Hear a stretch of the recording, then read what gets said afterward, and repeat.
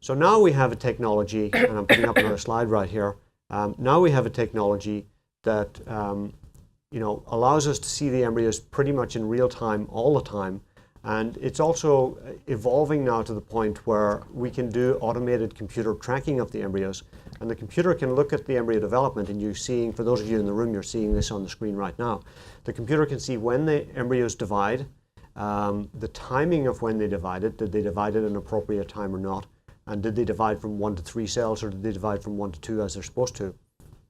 And the computer can actually help the embryologist decide which embryos should be selected for transfer based on cell division parameters that predict this embryo has a high likelihood of succeeding or this embryo has a low likelihood of succeeding.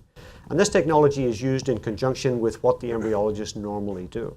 So we still look at them, you still have a real person who's looking at them, but we're now using this technology where we can basically see the entire history of the embryo every 5 minutes over a period of several days, and we can make much more objective selections of embryos for transfer.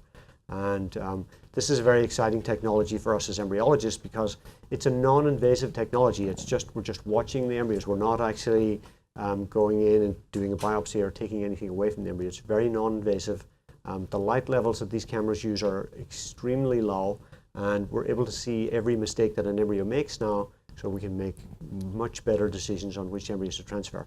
And this technology is really helping us to transfer a single embryo more of the time now, because we can be much more confident about the embryos that we're selecting. And that's a trend that I think we've seen all day, is Right. more and more information about the embryos. And the more information, I mean, right now, even with all this technology, we probably still only have the tip of the iceberg. But the more information we have about these embryos, the better we can figure out is this a baby or not? Mm-hmm. And we don't have to transfer 2 or 3 or 4 embryos anymore. Yeah, when you're more sure. It's not necessary. Yeah. And will some of these time-lapse images help with genetic screening?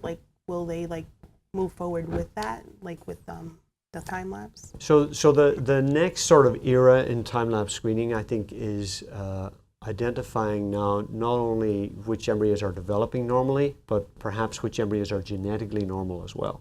And screening embryos genetically for chromosome content is also a technology that's being widely used right now, and it's growing very rapidly.